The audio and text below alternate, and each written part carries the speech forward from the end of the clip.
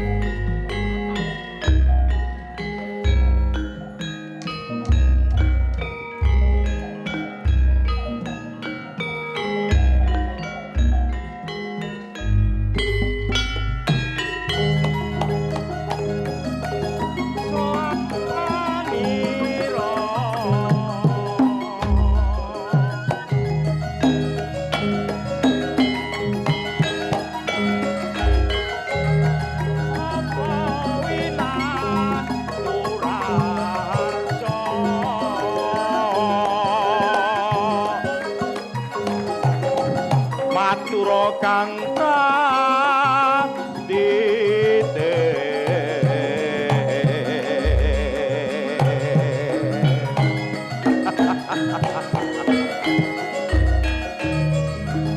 miwah prasentono soan kula irakarjo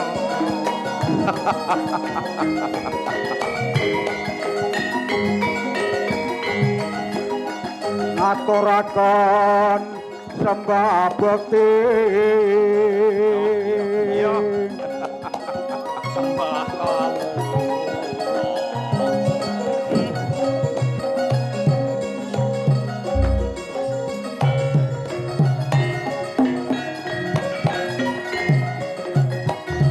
mugi konjo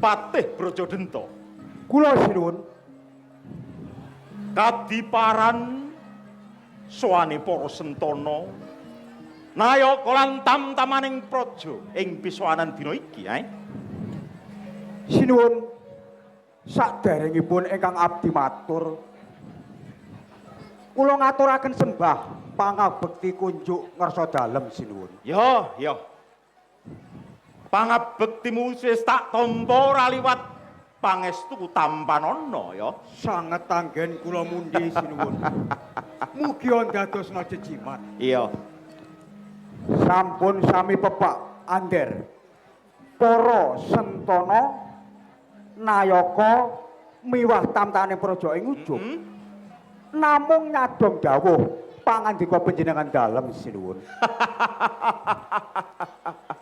Patih Brajadenta aku nelakake gedhening panarima dene kowe wiwit Rama Prabu swargi nganti aku jumeneng tansah setya tuhu dadi kekeseting ing Kadipaten Paranggubarja kene sinuwun jer menika sampun dados kewajiban kula iya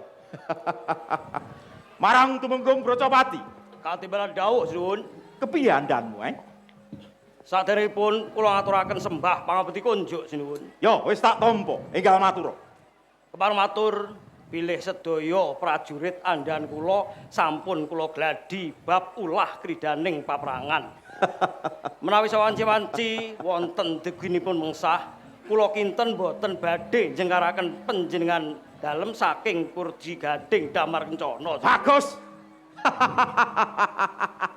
ya kang kaya mengkono pi sing tak kersake enakno lungguhmu luwih dhisik boten kirang prayogi sinuwun ya marang adiku di bocah ayu denok deblong ya bandaku ya donyaku Niken Sari Anggih Kang Mas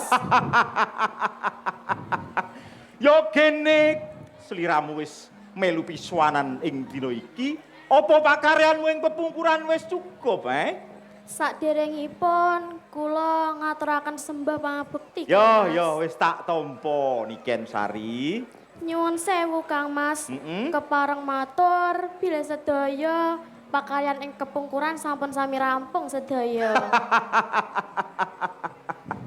Niken Sari sliramu ki jejere kenya mula kudu iso dadi tepa palupi marang sakabehing para wanita ing Kadipaten Paranggubarja kene. Nggih Kang Mas. Wis kepenakno anggenmu lungguh luwih dhisik ya.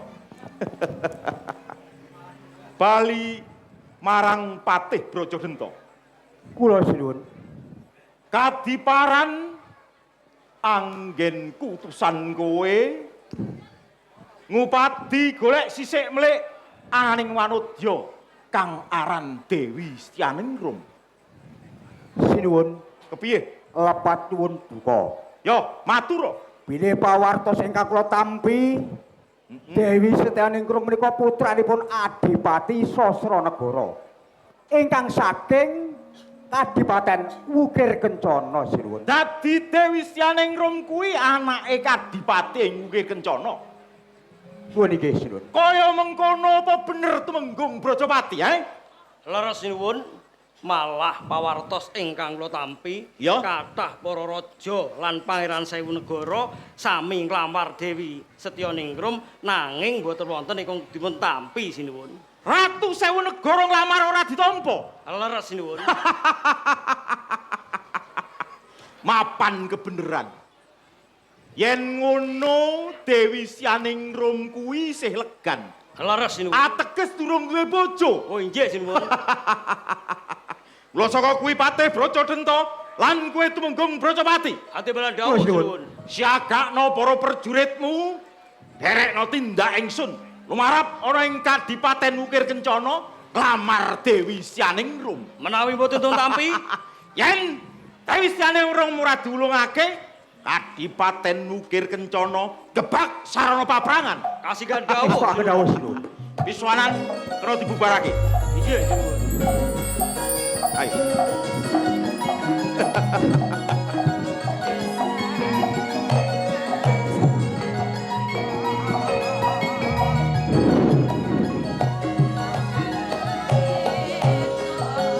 Ayo, Om. Nggih, Gusti Patih.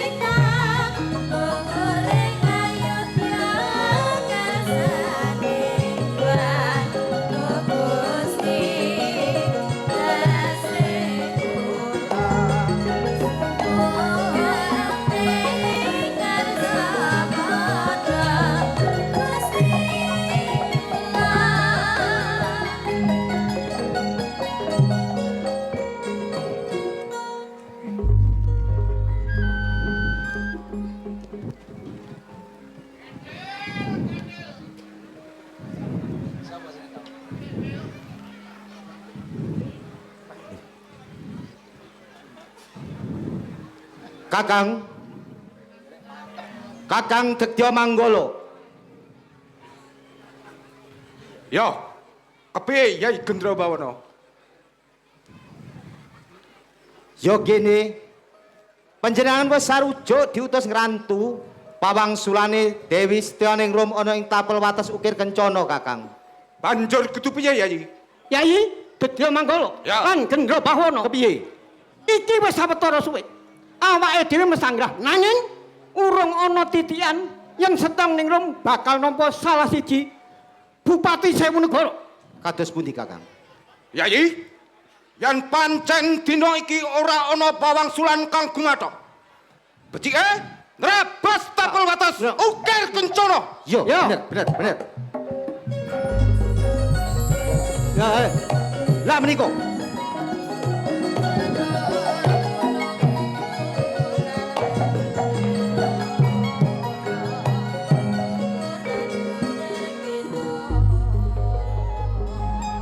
Kados pundi Gusti Patih? Menapa sampun wonten pawangsulan saking Dewi Setyaningrum? Nuwun sewu. Dumateng para raja Sewu Negara. Nggih. Kados Pripun? pundi? Atur kawuningan bilih penglamar panjenengan sedaya boten wonten ingkang dipun tampi. Lho, Kados pundi, Kakang? Namila menika monggo para raja Sewu Negara laturi kondur soang-soang.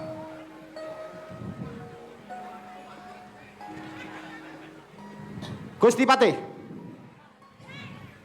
Tetepipun Setyaningrum kula suwun. Panjenengan sedaya saged punebet ing Kadipaten Ukir Kencana menawi sampun saged ngasturaken kula.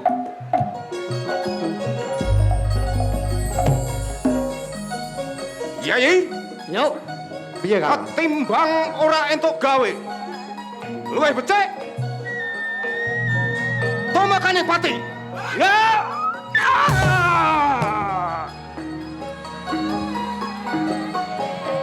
Oh.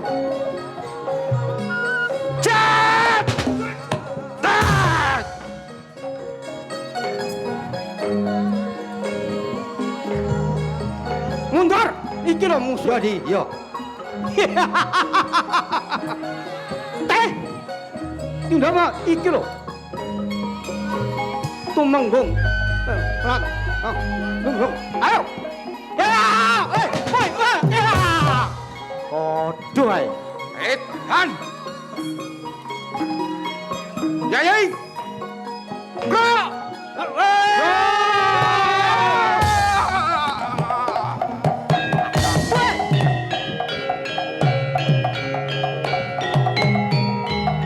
Wis bayaran. Sampai nyeblok nek aku dari. Kon jumo.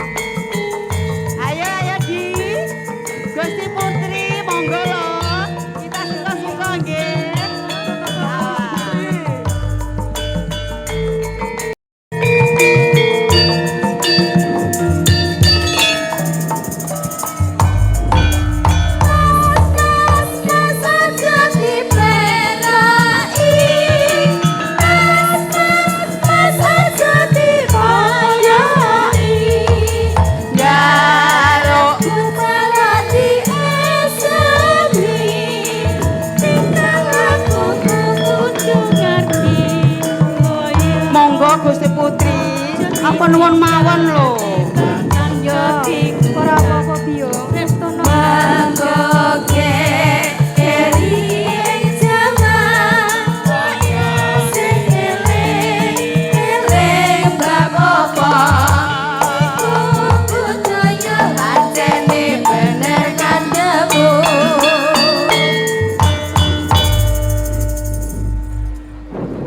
Kono Mbak Mar. Sampun Gusti Putri, badhe nyuwun tembang ten apa malih? Wis cukup Biung. Inggih Gusti Putri. Ampun sungkawa mawon. Mangke le Gusti Permeswari pirsa tartamtu para abdi ingkang dipun dukani Gusti. Iya Kang Mbok. Ayo, saiki dolanan apa maneh? Panjenengan ki mbok aja susah to Kang Mbok. Wis Yayi Ayu Ningrum. Yayi Ayu Ningrum. Sapa to wonge sing ora bingung? Ana apa to Kang Mbok? Sliramu lak ngerti dhewe to? Yen aku saiki wis dijodohake karo Kang Mas Prayoga.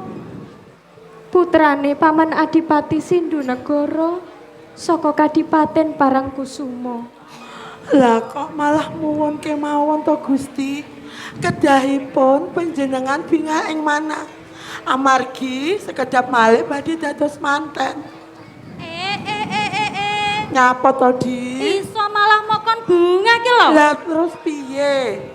Yen awakmu ndukung Gusti Putri dadi manten, berarti kowe pingin ya ndak dolanan maneh karo Gusti Putri. Iya Di bener kuwi.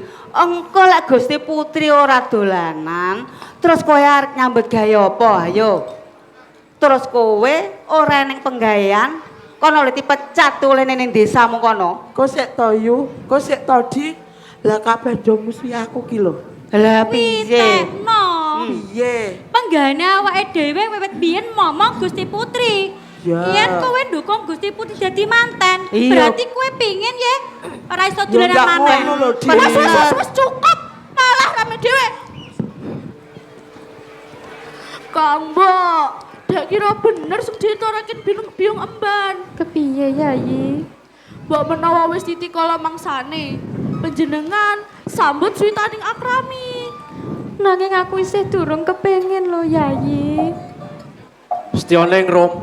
Loh, Rama. Monggo Rama. Iya.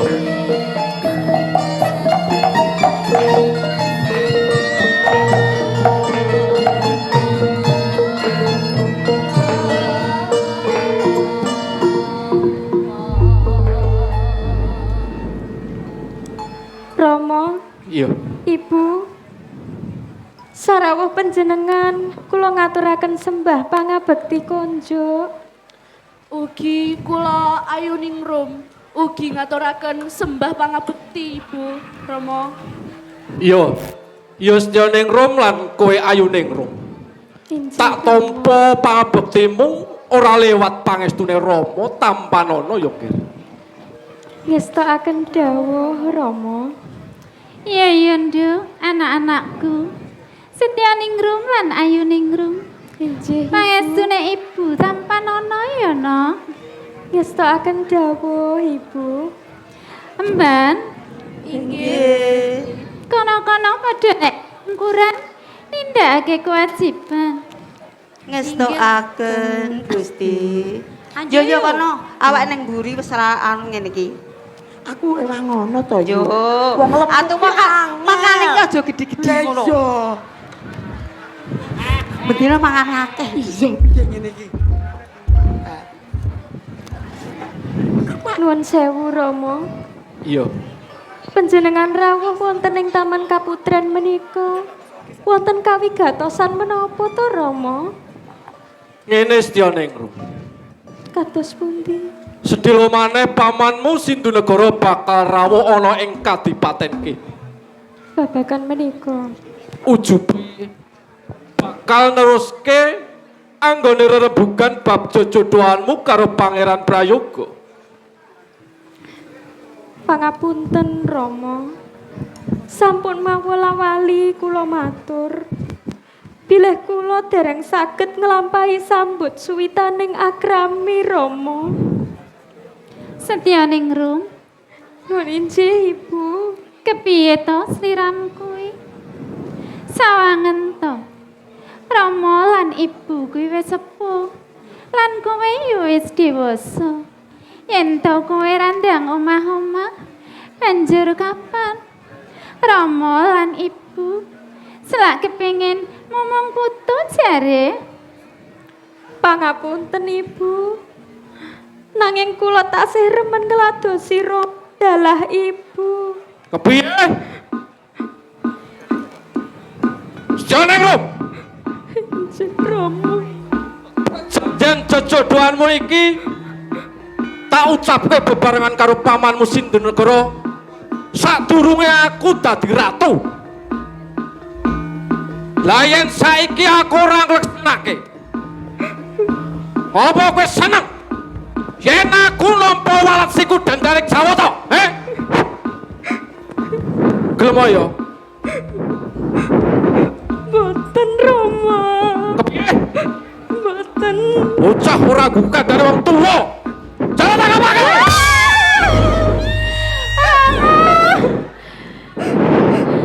Ngapunten Rama. Prameswari ora usah melu-melu. Nanging menika ingkang putra. Yo ngene iki. Panggulawen tamu ki yo ngene iki. Cah diujo sembarang dituruti. Kandhane dadi wangkal, wani karo wong tuwa. Ngapunten sinuwun. Wis, cukup. Setioning Rom. Nuwun injih Rama. Rama ora njaluk pasarujukanmu. Mergo iki wis keputusaning Rama. Mula wiwit dina iki kowe ora oleh metu saka Sentong Kaputren. Lah. Kenging menapa Rama tega kalian kula to Rama? Iki wis keputusaning Rama. Rama. Prameswari. Katimbalan. Timbal remban. Piye ngemban? Rama. Inggih Gusti. Rama. Sorah. Rama. Coke. Mban. Ibu. Inggih. Kados pundi menika? Ibu? Derekno Ndaramu Putri mlebu sentong pasilungan. Apa sing dadi kersane Rama? Aja nganti oleh metu yen tanpa palilah ingsun. Nggih.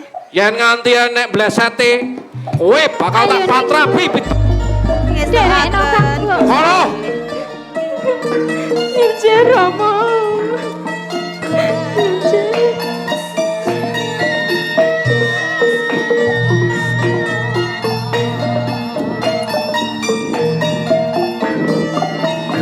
Kula ingkang sowan sinuwun. Kene. Kene Kakang Patih Tameng Yudha.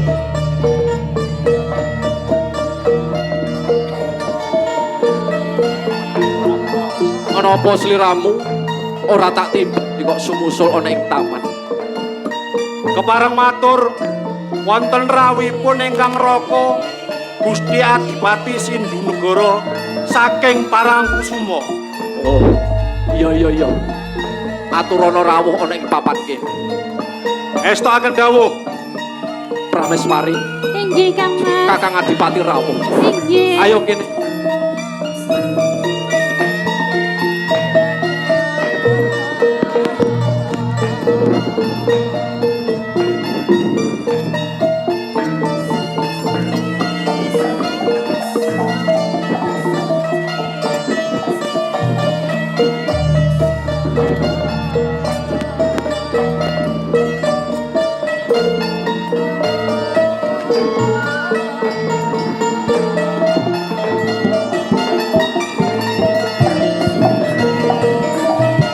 Aku Kang Prapto ya.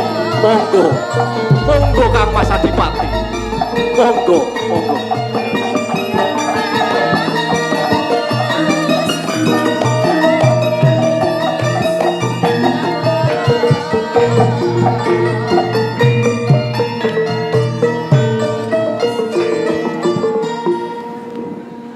Wilujeng rawuh wonten Kadipaten Wukir Kencana. Iya, Yai. Nyatane satekaku ora ana aral sawiji. Sarawuh panjenengan ngaturaken taklim mugi kunjuk. Iya, tiba padha-padha. Kang Mas Adipati, Kang Mbok, kula ngaturaken sembah pangabekti. Iya. Pangabektimu dak tampa bali pangestuku tanpa nono. Iya, Yayi Prameswari. Wis dak tampa pangabektimu. Ora liwat puja pangestune Kang Mbok ketampanana ya. Ngestakaken dawuh. Prayoga lan kowe Mahendra. Menapa? Kula ingkang pulunan pun prayoga ngaturaken sembah pangabekti mugi kunjuk ngersa dalem paman lan bibi ing Wukir Kencana. Yo, tak tampa pangabektimu prayoga. Inggih. Iya, Nggir. Wis tak tampa. Mekaten ugi kula Mahendra ngaturaken sembah pangabekti mugi kunjuk paman lan bibi. Yo, tak tampa pangabekti. Iya, Nggir, Mahendra. Nun sewu Kang Mas Adipati. Iya, Yai. Janur Gunung Kadingaren. Panjenengan rawuh wonten ing Wukir Kencana menika tanpa cecala langkung rumiyin. Sajakipun wonten bab ingkang wigatos. Aja dadi penggalih. Inggih. Tekaku iki sepisan tilik kahanan keluarga ing Wukir Kencana. Inggih Kakang. Awit pikantuk pangestu panjenengan sedaya keluarga ing Wukir Kencana menika sami bagas waras. Iya, Yai. Dene ndungkap angka 2 tekaku mrene iki bakal ngangsekake kentinge si Prayoga kalawan putrimu Dewi Setyoning. Oh, bab menika. Iya bener, Yai. Nun sewu Kang Mas Adipati. Iya, Yai. Saderengipun bab menika dipun lajengaken. Napa saestu pulungan kula tuli prayoga menika purun kajodoan? Kosek, Yai Prabu. Ya kene kowe takon bab kuwi. Yayi Prameswari, Kados pundi Kang Mbok? yen Yayi Adipati takon bab kuwi, apa putrimu Setyaning Rum wis atur pawangsulan kang gumatok bab jejodohan iki? Nyuwun sewu Kang Mbok.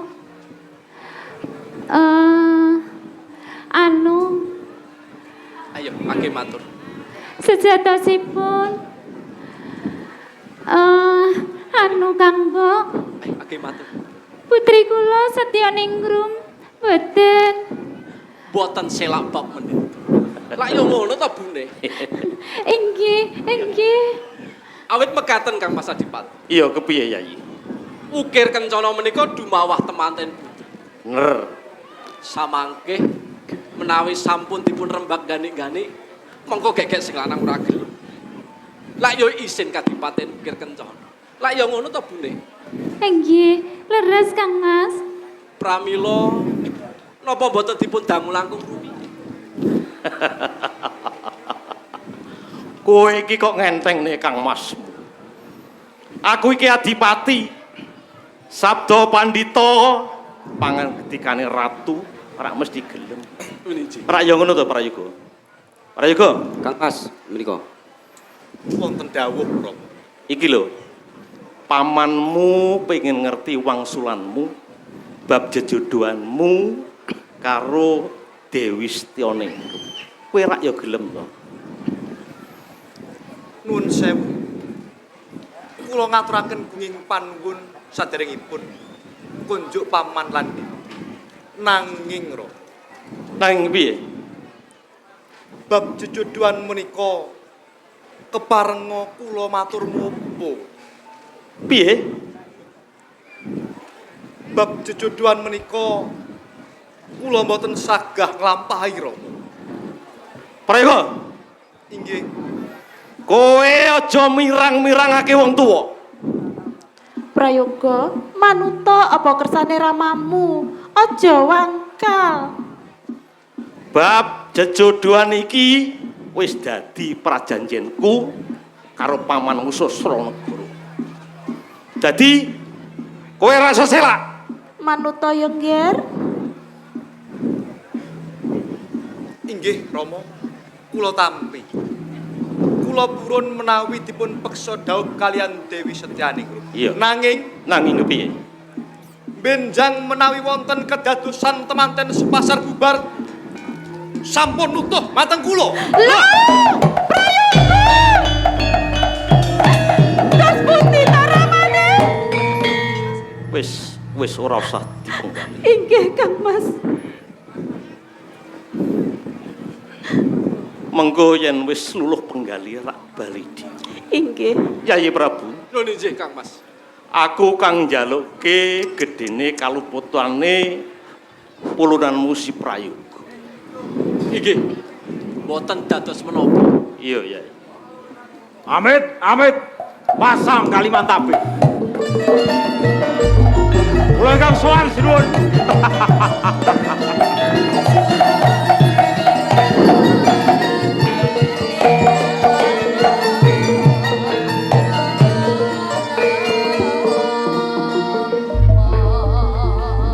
Nuwun sewu. Nawi nitik saking pangagem panjenengan menika setunggaling adipati. Lajeng panjenengan menika sinten lan saking Sinuwun. nggih Saderengipun kula ngaturaken sembah bukti pangabekti dikunjuk panjenengan dalem sinuwun. kula tampi. Dene dipun tepangaken kemawon nami kula Brajawasesa. Brajawasesa Adipati saking Kadipaten Paranggubarjo. saking Paranggubarjo. Leres sinuwun. Lajeng panjenengan menika dumugi wonten Kadipaten Ukir Kencana menika kagungan kersamna. Nuwun sewu sinuwun. Inggih. Kula mireng saking Mbok Bakul Sinambiwara bilih panjenengan menika kagungan putra putri ingkang asma Dewi Setyaningrum. Menapa menika leres sinuwun? Leres putri kula Setyaning. Lajeng Sinuwun inggih walaka kemawon. Dugi kula tebih saking Kadipaten Paranggubarjo dumugi Ukir Kencana menika sejatosipun badhe ngebun-ngebun enjang di Jawa sonten. Ateges kula badhe nglamar putri panjenengan.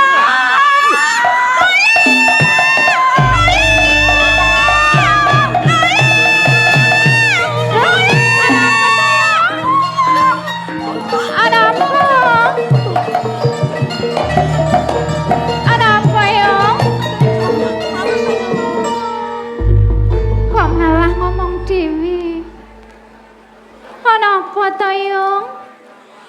Nuwun pangapunten, Gusti. Kepiye? Enek apa? Ayo ndang matur. Ayo ndang matur. Atur kawuningan. Bilih Gusti Putri Mendro saking Taman Sari. Lah, lunga. Kepiye to, Yung? Kepiye? Kados pundi menika, Kang Mas? Kepiye kok iso lunga? Sampun mboten kirang-kirang asale kula jagi Gusti Putri. Nun sewu sinuwun. Inggih, nun sewu. Nika wonten menapa menika? Miturut palapuran saking emban kula, putri kula Hastya Ningrum Mendro. Aneh, aneh kepripun?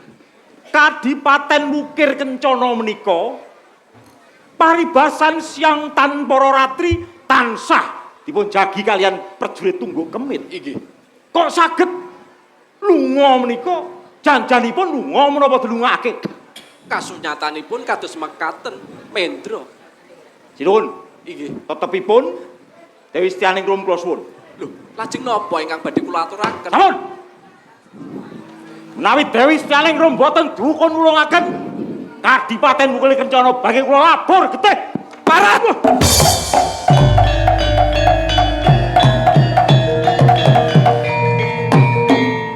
Sampun.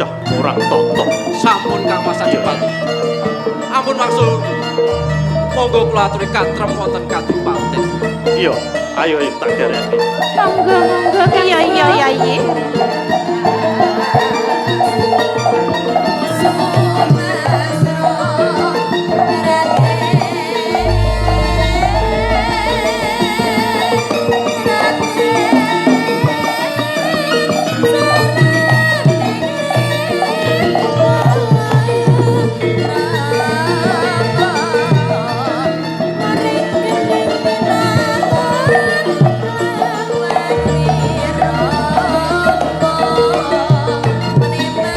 Mane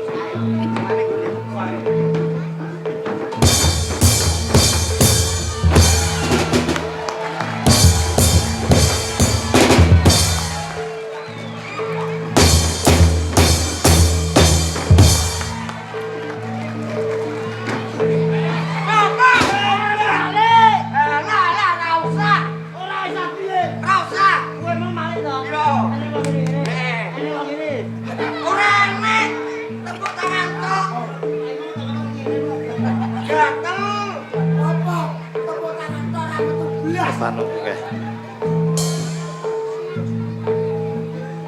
Ayo bundet. Ayo kowe.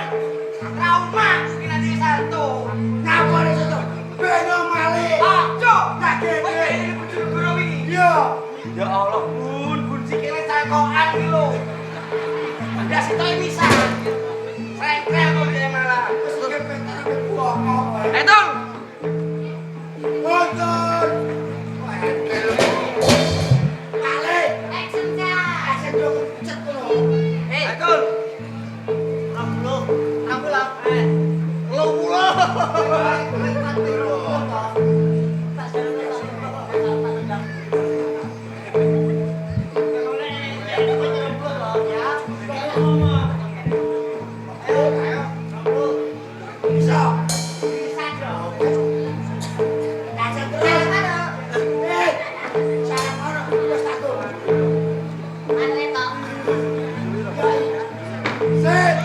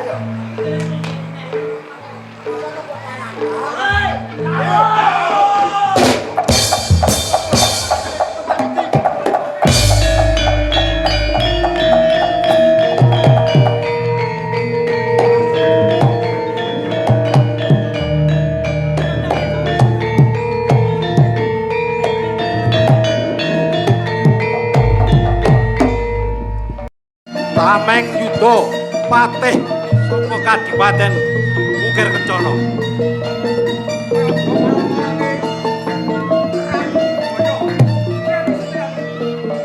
Yo, maju. Hei!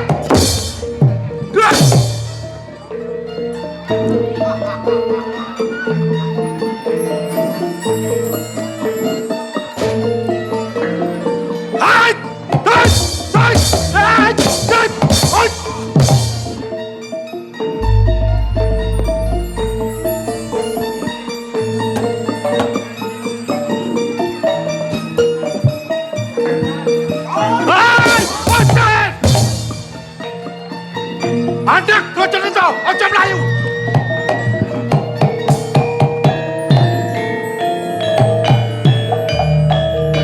Hei, ngaku sapa jenengmu sagur kowe mati ning papan kene. Aku Mahendra, Jenengmu calon adine Setyaningrum. Dadi kowe Mahendra, calon adine Setyaningrum. Yo, mapan kebeneran Mahendra. Saiki uga Setyaningrum mulungna tak gawane bali menyang Kadipaten Parangbubarjo. kowe bisa boyong Setyaningrum. Jen kowe bisa nglangkai bangkeku. Wani kowe karo aku, Maju. mati dening aku. Waduh. Yo, katokno jaya kaprawiranmu. Maju.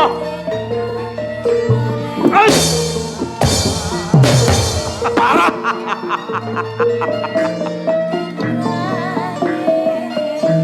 Leno pangiramu mati kowe tenan.